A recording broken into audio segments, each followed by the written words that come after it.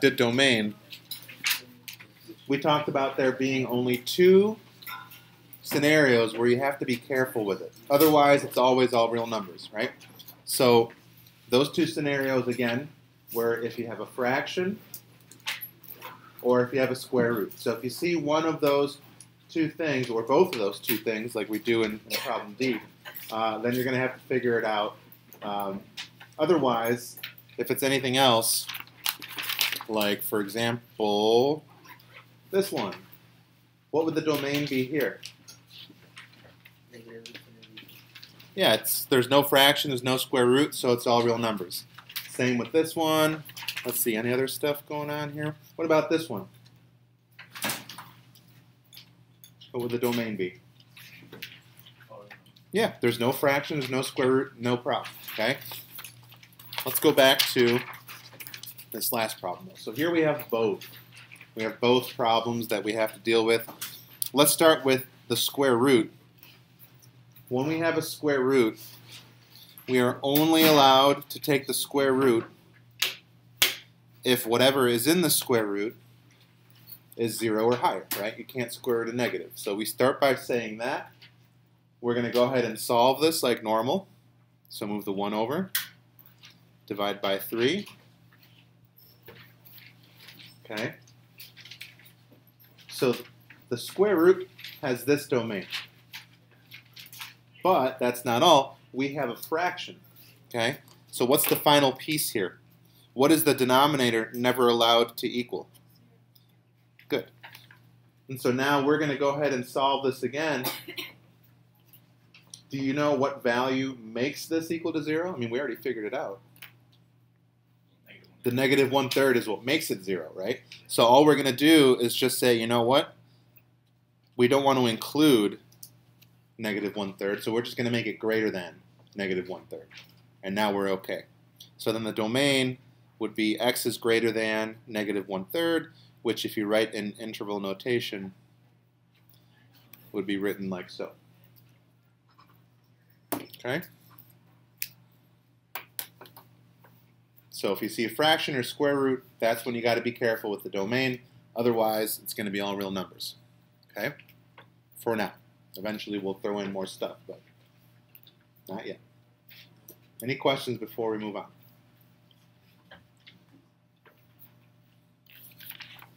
Okay, let's go to page 2.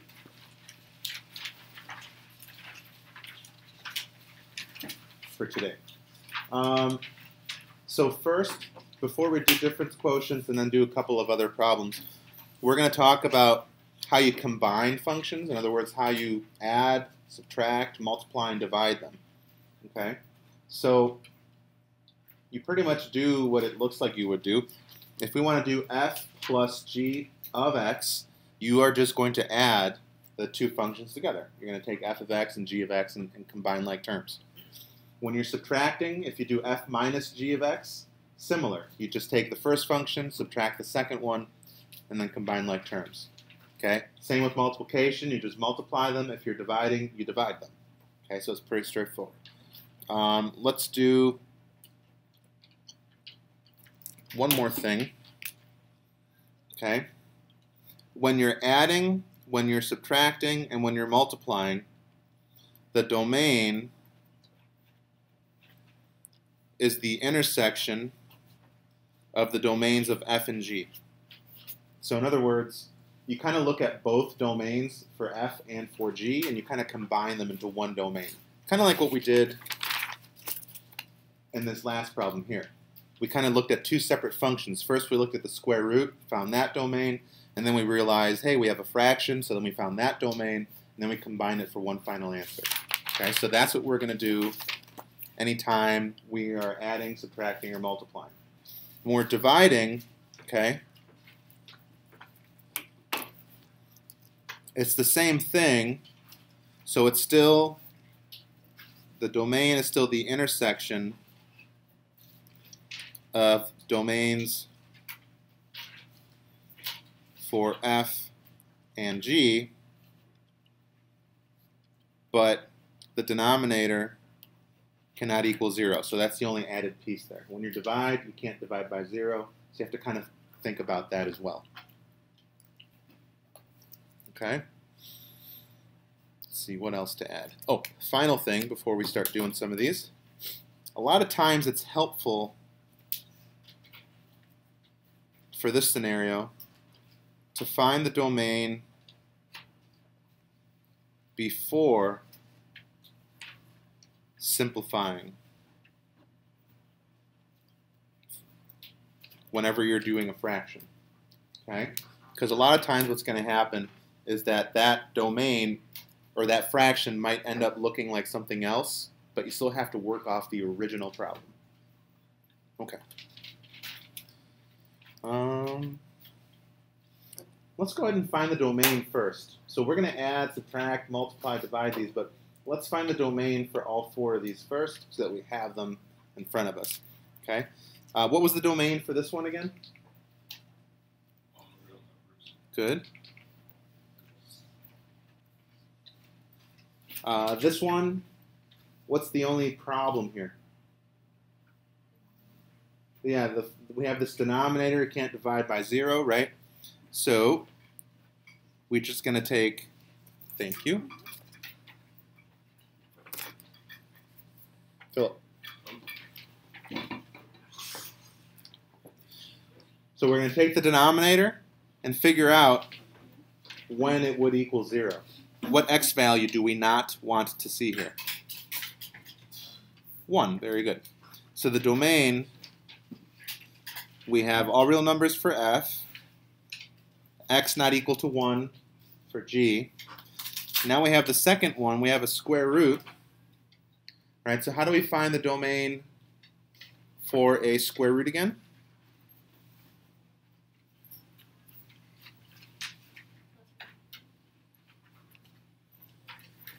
You guys got to keep up. This course is going to knock you out if you're not following.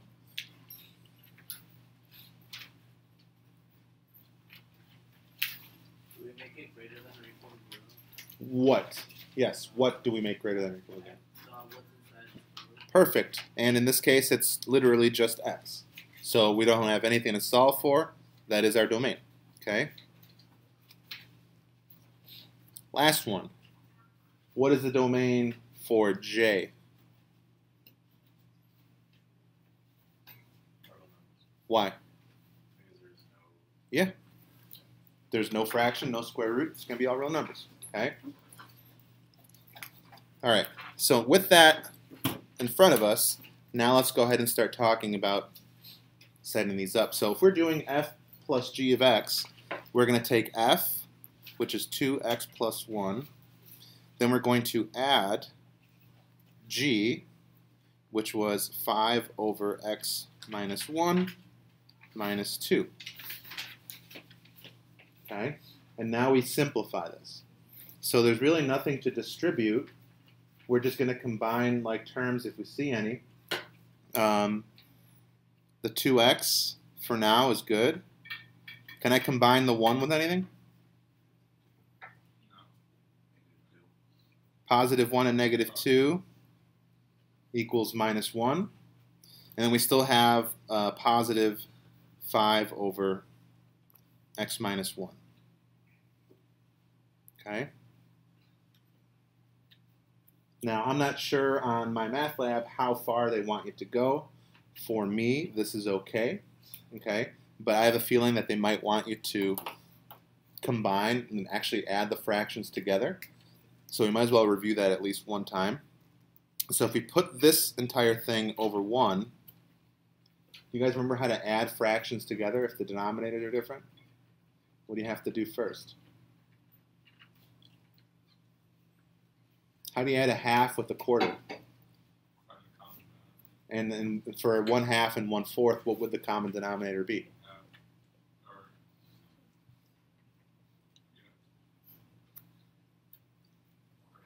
It'd be 4, right? Because you can see 1/2 is the same as how many quarters? Think pieces of pie or pizza. 2/4 is the same as 1/2. Does that make sense? So when we have this, okay, even though we have variables, we can easily make this first fraction have the same denominator as that second one by just multiplying by that denominator. Okay, does that look familiar? I hope so.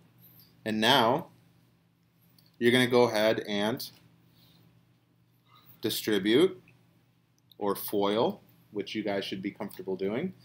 X times 2x is 2x squared. X times the second thing, which is -1, is minus x. -1 times 2x is minus 2x. And then -1 times -1 is +1. And then we still got the second fraction, which we're just doing +5 from. And now that's all divided by x minus 1. Okay? When you add the two fractions together, you just put them into one fraction with the same denominator. Okay? Now, if there's any other simplifying we can do, we do that. It looks like we can at least combine like terms here. This will be 2x minus 3x plus 6 over x minus 1. And I don't see any factoring that we can do. 1 and 12, 2 and 6. Nope. So this is good. Okay. Now the domain, again, we're just combining the two domains from both f and from g. The domain for f was all real numbers. The domain for g, however, was x not equal to 1. So we're just going to say then that x cannot equal 1. Okay, so if we start with the entire number line and then we learn that x can't equal 1, then that's really the only problem that we have. Everything else is still going to work. Okay? Any questions on that?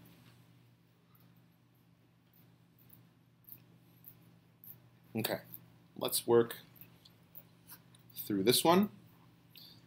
What goes in the first parentheses?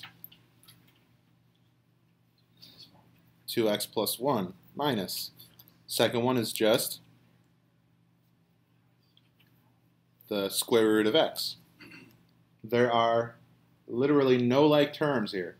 So we're essentially done. We can just lose the parentheses, distribute the negative, and this would be our answer. So this one's actually kind of nice because there's really no work to do. What's the domain going to be for this one?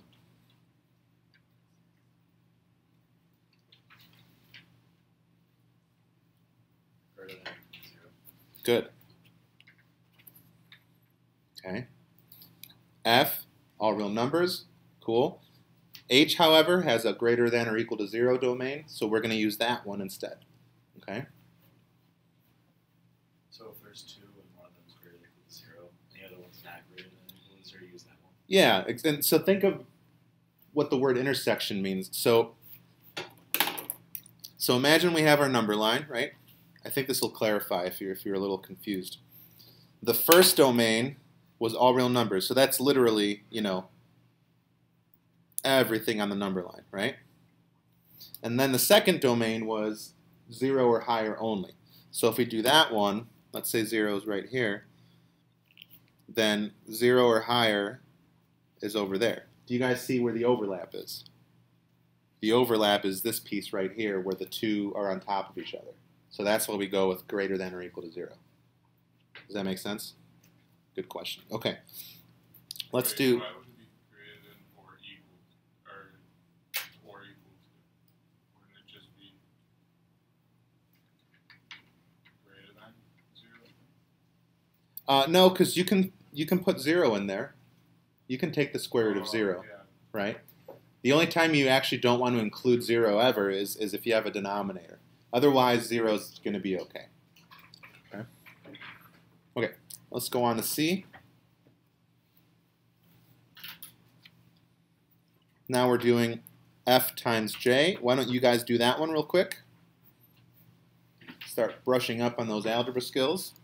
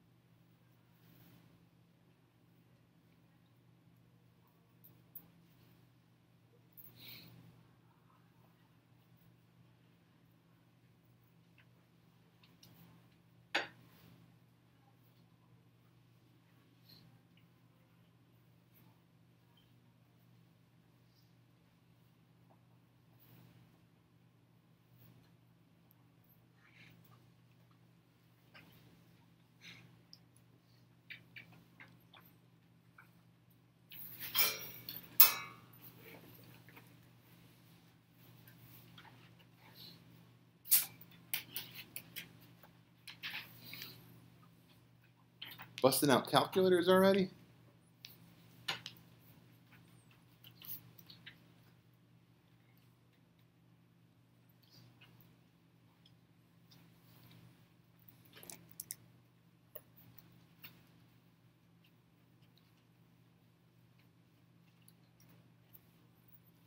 So I'm going to start working through. You guys can check your work as I walk through it.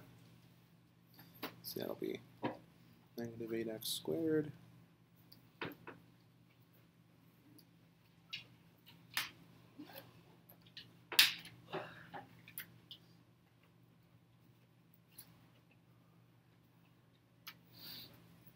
Did you guys get that? Negative 8x squared minus 20x minus 8? Yeah. Okay, good. What's the domain? All numbers. Is it ever going to be that we have to do that extra step and factor that? Or is it Well, this would be what it is if we factor, we're just going to go back in a circle and do that. So, no, usually if you're simplifying, everything's multiplied out. Otherwise, factoring will show up in a different way. Okay? All right, this one's not too bad. Let's do this one. F divided by H. F divided by H. That's it. Can't really do much else. Okay? What's the domain?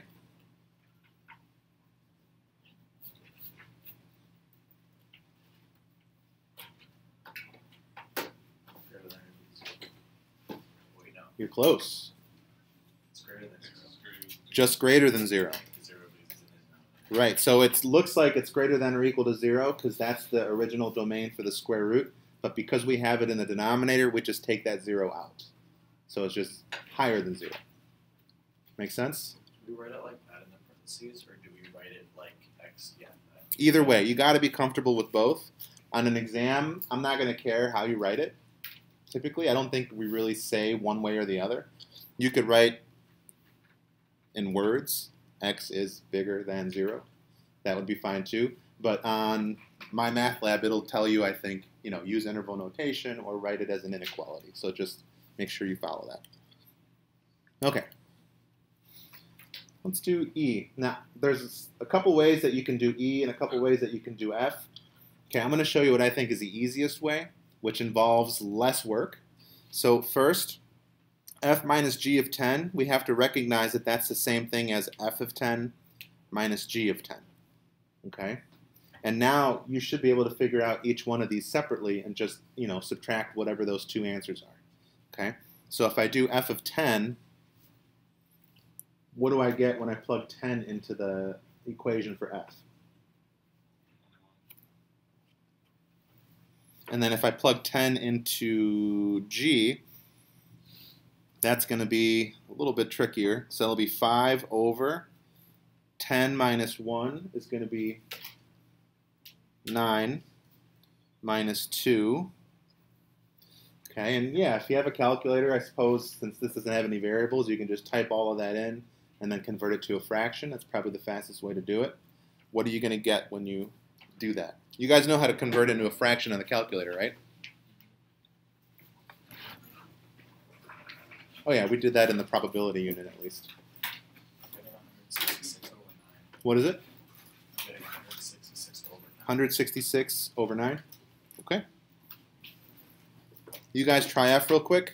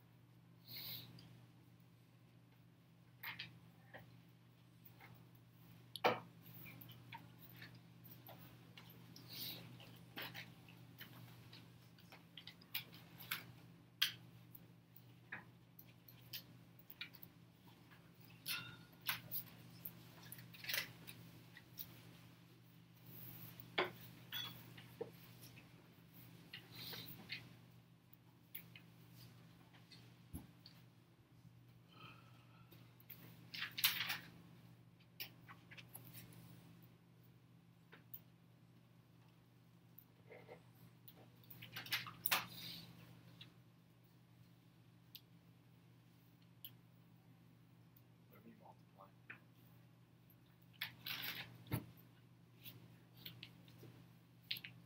It is multiplying. I thought it was subtraction.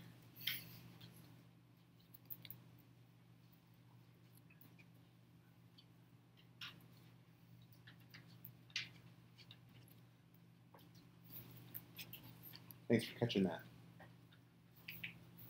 So you should be getting -7. Okay? Any questions on that?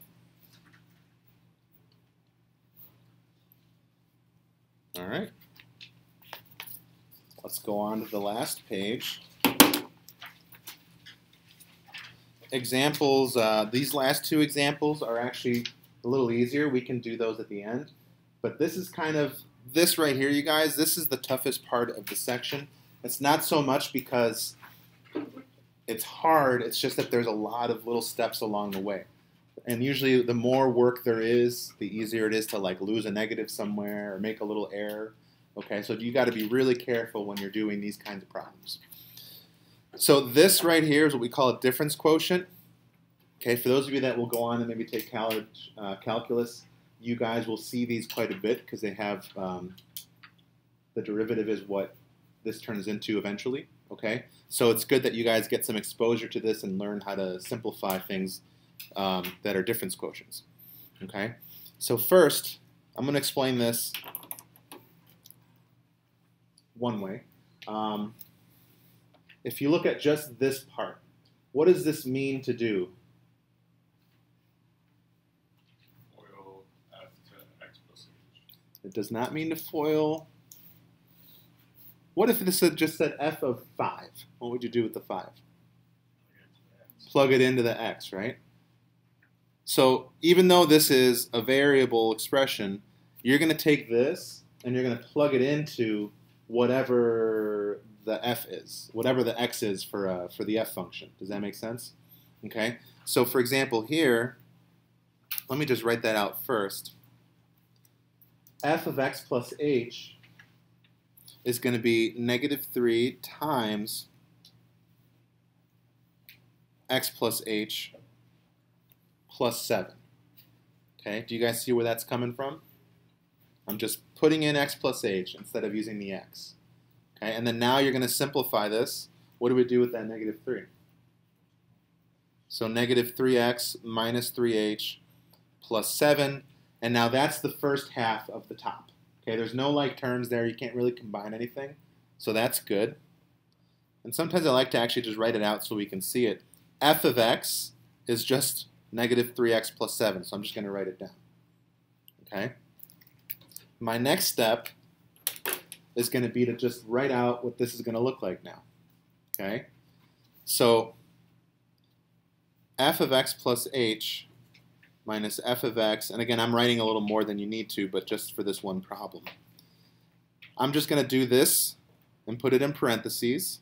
So that's going to be -3x minus 3h plus 7 minus, and then I'll do the second part and put that in parentheses. That way I don't make any mistakes. And then that's all divided by h. Okay. Does that make sense so far? Now we just combine like terms. This first one, you can just lose the parentheses. There's nothing to distribute. The second one, you distribute the negative.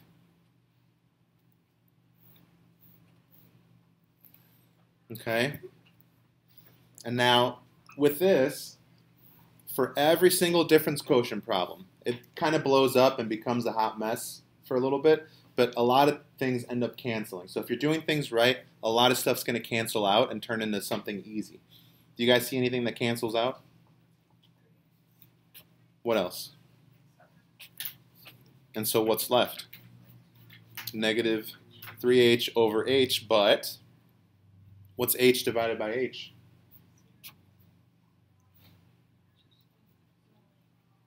One, yeah. So this is just going to turn into -3. Okay. Do you guys kind of see how to set those up? Okay, I honestly, I don't want to spend I really hate talking the entire period. This one's a little trickier because there's more algebra involved, but it's the same process. So I'm going to let you guys try to figure that out on your own later on, or just in the homework when it comes up. What I do want to do is finish with these other examples that are a little different, okay? But you'll see that they're actually not too bad, okay? So on this side, we have f of negative 1, and we know that we should get negative 6 for our answer. Here's my rule, okay? The only thing that looks weird about this is that I don't really know what that a is, okay? But since I know that f of negative 1 is negative 6, we can find it, okay? So f of negative 1 just means plug negative 1 into x, right? So if I do that, you get 7 times negative 1 plus a times negative 1 squared, and this is cubed, sorry, plus 6 times x, which is negative 1, minus 4. Okay? And now let's simplify. Negative 1 cubed, that's just going to be negative 1. Multiply it with 7, you get negative 7. Negative 1 squared is just positive 1. So this turns into just 1 times a, or just a. And then you got minus 6 minus 4. Let's combine some more like terms. So that will be, what is that? Negative 7, negative 13, negative 17 plus a. Okay? So when I plug negative 1 into the function, I get this negative 17 plus a. What is it supposed to turn into eventually, though? So what we're going to do now is set it equal to negative 6, because that's what it needs to be, right? So how do you solve for a? Good. Yeah, you just add 17 and you get 11. That's correct.